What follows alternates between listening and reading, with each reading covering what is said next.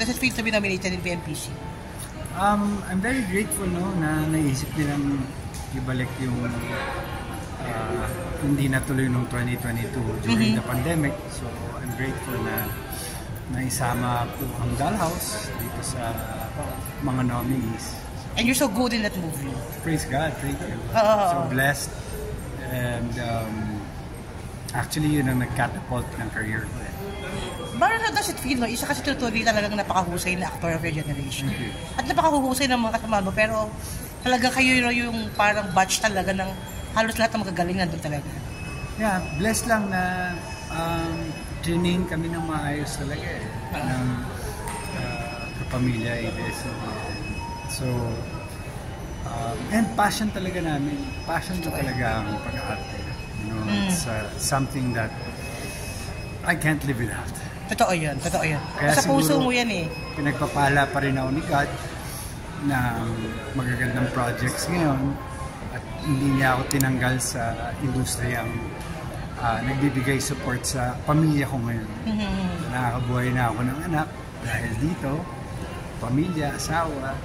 Kaya sobrang grateful ko na yung industriya mismo ang tumutulong at gumagabay sa akin para dumire-diretso na po yung karera. You're very open naman na naliko ka dati. Oh, of course. At ngayon nadiretso ka at napakalaking tulong. Sabi mo nga ng industriya na hindi ka binatawan at ng asawa mo who always guide you. Yeah, she's my rock. And I'm just really grateful na, you know, it always takes time. Before I was lost, now I'm found. You know, dahil sa gabay ng mga kasamahan ko sa church. And through that, mas nag-mature ako bilang tao, bilang artista. Ngayon, mas napapamahal pa nga ako sa mga kasamahan ko sa industriya dahil nakikita ko talaga ang love and support na binibigay nila sa akin na gusto nila ako makita mag-succeed. Totoo yan. Yeah. So, lahat ng mga nakakatrabaho ko ngayon, mga kaibigan ko, and grabe yung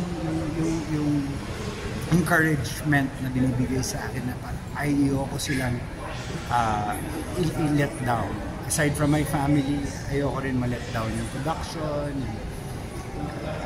Napalikod dati. Ano yung pinanghahawakan mo para ma-resist temptations? Madiretso na yung buhay. Ano yung pinanghahawakan mo? Ano yung panlaban? Itong pagkakataon na to, yung mga movies and TV plus, yung pagmamahal lang talaga ng tao sa akin.